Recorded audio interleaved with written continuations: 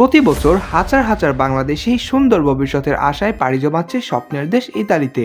কিন্তু আপনি কি জানেন এই স্বপ্নের আড়ে লুকিয়ে আছে এক ভয়ঙ্কর মরণপথ? এই যাত্রা শুরু হয় ঢাকা থেকে। একজন দালালের হাতে তুলে দেওয়া হয় 10 থেকে 15 লক্ষ টাকা। কিন্তু এই টাকায় কি ইতালির টিকিট? না, এটা কেবল শুরু এক দীর্ঘ কষ্টের। দালালরা প্রথমে পর্যটন ভিসায় নিয়ে যায় শ্রীলঙ্কা, তারপর ট্রানজিট ভিসায় দুবাই, সেখান থেকে লিবিয়ার বেনগাজিতে। অনেক সময় ভুয়া কাজের পারমিট দিয়ে লিবিয়ায় ঢোকানো হয়, যা আসলে পাচারকারী চক্রের একটি বড় ফাঁদ। বেনগাজি থেকে মরুভূমি পাড়ি দিয়ে ত্রিপলি যাওয়ার সময় শুরু হয় আসল নরক। লিবিয়ার বন্দি শিবিরে চলে অমানবিক নির্যাতন, মারধর, ইলেকট্রনিক শক আর পরিবারের কাছে মুক্তিপণ দাবি। এখানে মানুষের জীবনের কোনো মূল্যই নেই। এরপর গভীর রাতে ছোট একটি রাবারের নৌকায় 100 থেকে 150 জন মানুষকে গাদাগাদি করে তোলা হয়। উত্তাল ভূমধ্যসাগর পাড়ি দেওয়ার সময় প্রতি বছর শত শত বাংলাদেশি সলিল সমাধি লাভ করে। যারা ভাগ্যক্রমে বেঁচে ফেরে তাদের জায়গা হয় ইত্যাদির ডিটেকশন সেন্টারে। অনেককেই আবার শূন্য হাতে দেশে ফেরত পাঠানো হয়। পিছনে পড়ে থাকে লক্ষ লক্ষ টাকার ঋণের বোঝা